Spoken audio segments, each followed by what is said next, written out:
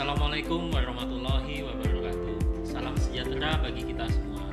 Halo kawan pajak, selamat bergabung pada podcast KPP Pratama Jakarta Senen Suara 023. Bagaimana nih kabar kawan pajak sekalian? Saya harap kawan pajak semua sedang dalam kondisi sehat dan bahagia. Jalan-jalan ke Pasar Kuitang, pulangnya naik taksi. Perkenalkan, nama saya Irfan yang akan memandu acara hari ini. Podcast hari ini akan membahas mengenai aspek perpajakan bagi pedagang emas. Tidak lama di tahun 2023 terbit Peraturan Menteri Keuangan Nomor 48 Tahun 2023 yang mengatur ulang mengenai PPh dan PPN bagi pedagang emas. Seperti apa perubahannya? Apakah ada kenaikan tarif? Seperti apa perlakuan pajaknya? Nah, untuk menjawab semua pertanyaan tersebut, saya akan mengundang narasumber kita hari ini. Halo, selamat sore kepada Kak Buyung dan Kak Wiwit. Selamat sore kawan pajak semua. Selamat sore Mas Irfan. Iya. Gimana kabarnya nih Kak Buyung, Kak Wiwit? Alhamdulillah baik ya, Bu. Ya, saya juga sehat, alhamdulillah. Iya. Semoga kawan pajak juga selalu sehat dimanapun kawan pajak berada ya. Iya. Silakan mungkin memperkenalkan diri terlebih dahulu. Siap, mungkin saya dulu ya Bu Wiwit yang menerangkan. Perkenalkan kawan pajak, nama saya Buyung Hantoro, saat ini sebagai penyuluh pajak di KPP Pratama Jakarta Senen. Dan Kemudian? bersama dengan kawan saya Ibu Wiwit. Nama saya Wiwit Setiawan. Saya juga sebagai penyuluh pajak KPP Jakarta Senen. Baik, Kak Buyung dan Kak Wiwit.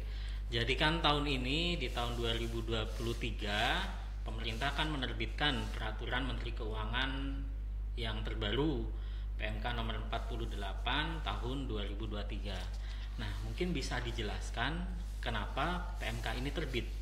Latar belakangnya seperti apa? Silakan. Iya, saya akan menjawab ya terkait PMK 48 2023 yang baru terbit. Mungkin baru terbit beberapa bulan yang lalu ya. Iya. Jadi PMK ini mengatur tentang pajak penghasilan dan atau pajak pertambahan nilai. Jadi cukup panjang judulnya ya.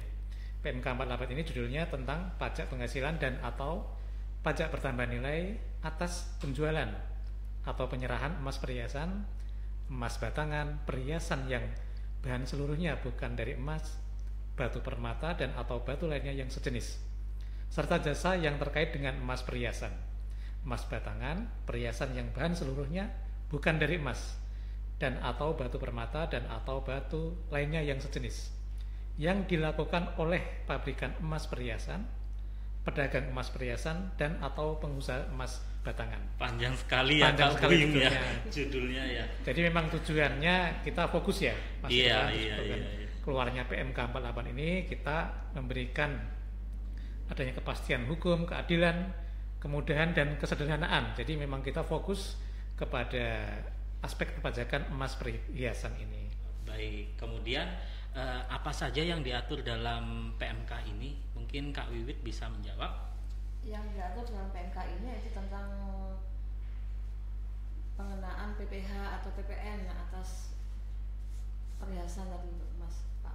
Oh iya, Kak berarti Irfan. ada Dua-duanya. PPh dan PPN, PPN. dua-duanya diatur dalam PMK yang Sama baru. Pak. Iya, betul. Kemudian bisa dijelaskan lebih lanjut terkait kategori emas perhiasannya. Ya, akan saya jelaskan Kak Irfan, kawan pajak, bahwa untuk kategori dari emas perhiasan dalam peraturan ini artinya adalah perhiasan dalam bentuk apapun yang bahannya sebagian atau keseluruhannya terbuat dari emas, termasuk yang dilengkapi dengan batu permata dan atau bahan lain yang melekat atau terkandung dalam emas perhiasan yang dimaksud. Yang kedua, semua penyerahan emas perhiasan wajib dipungut PPh pasal 22 sebesar 0,25%.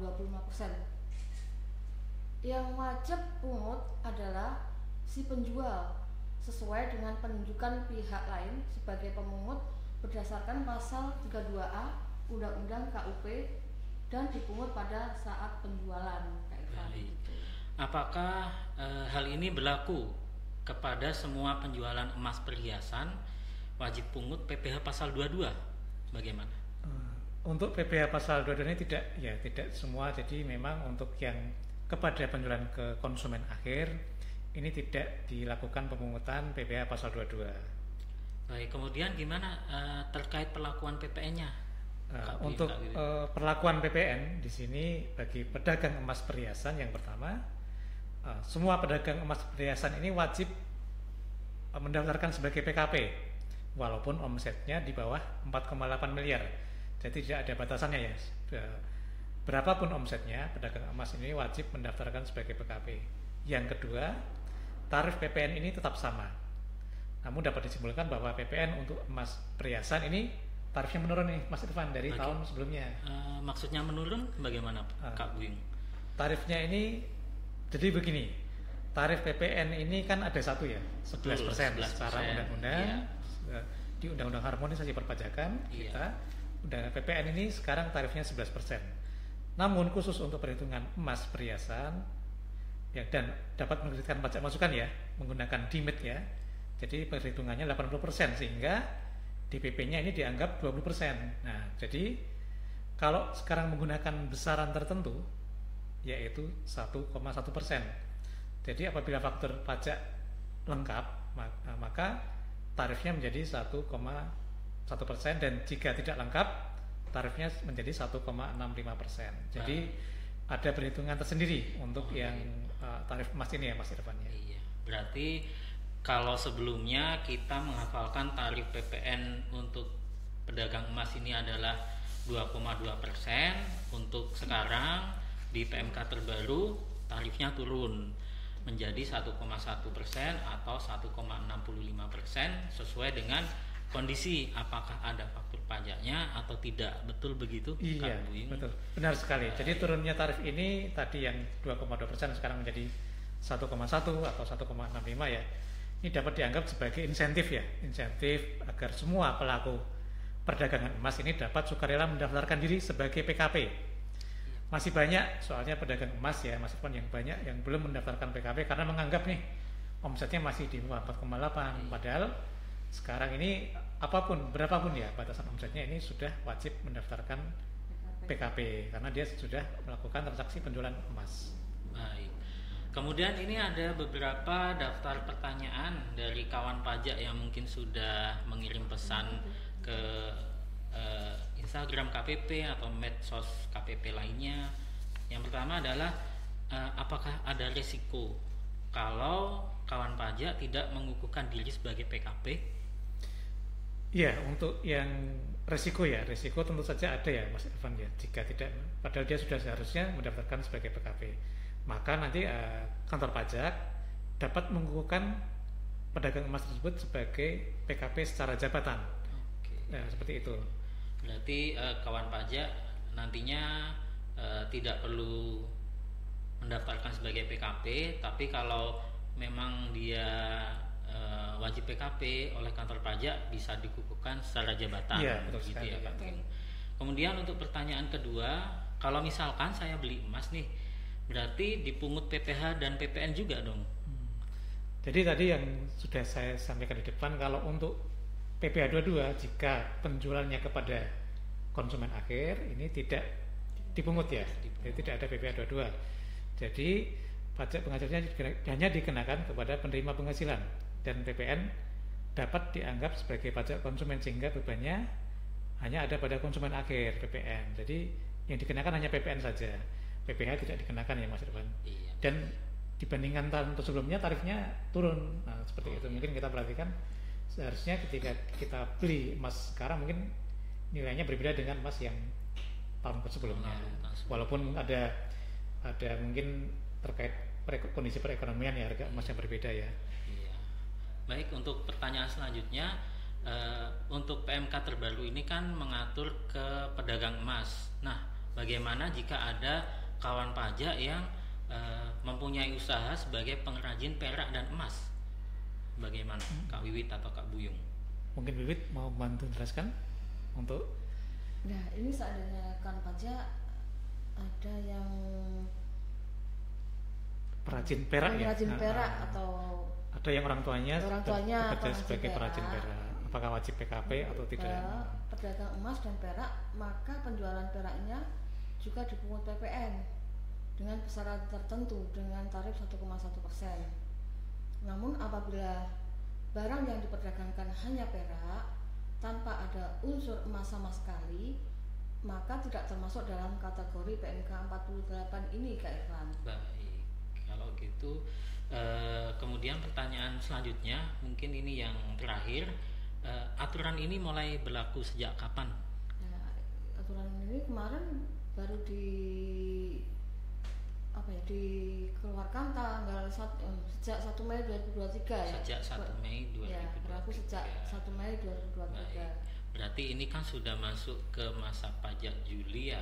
Berarti kawan pajak yang mungkin sudah PKP, kemudian usahanya pedagang emas, itu sudah wajib melaporkan SPT masa PPN, betul ya Kak Buyung ya?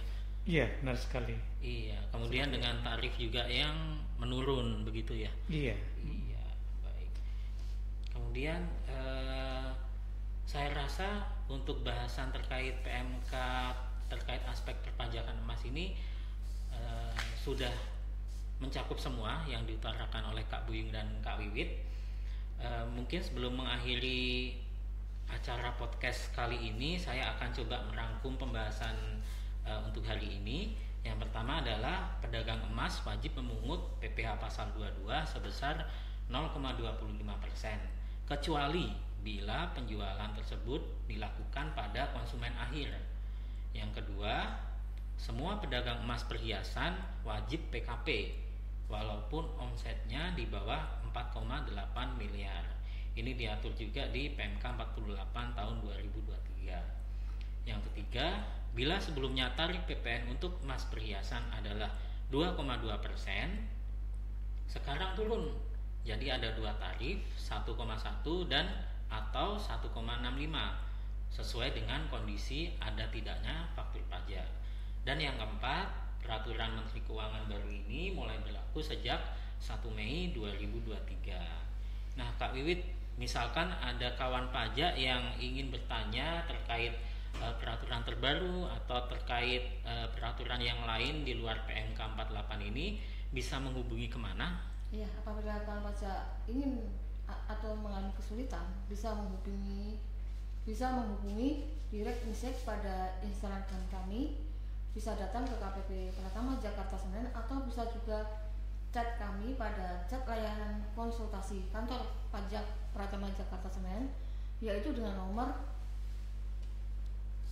WhatsApp 0811 993 023, kemudian 08821 106 3023, kemudian 08569 797 1400, kemudian 0882 979 97328, kemudian seterusnya 08829 37997 401 dan 088211 063128. Baik, sepertinya nomor konsultasi WhatsApp-nya banyak sekali ya Kak Wiwit ya. Iya, nanti akan sekali, kami tampilkan di deskripsi YouTube nanti yang akan kami tayangkan. Jadi kawan pajak dapat mengirimi kami pesan di DM Instagram atau mungkin di komentar di YouTube atau melalui WhatsApp konsultasi di nomor telepon yang sudah disebutkan oleh Kak Wiwit, atau nanti akan kami tampilkan di deskripsi YouTube.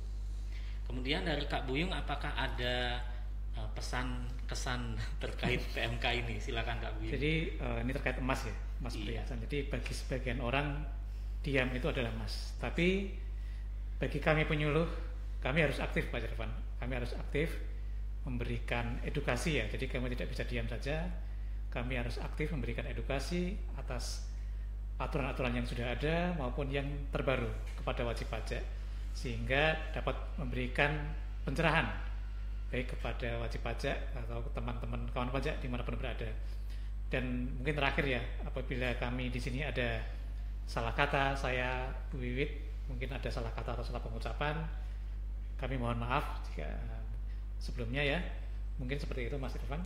Baik, kalimatnya sangat mencerahkan sekali.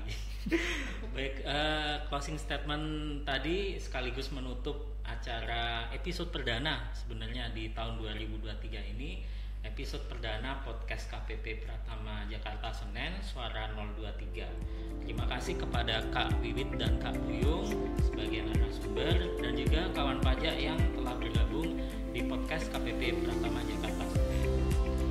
Buka toko emas di Pasar Kenari, banyak yang beli pas hari Jumat. Sekian podcast episode kali ini.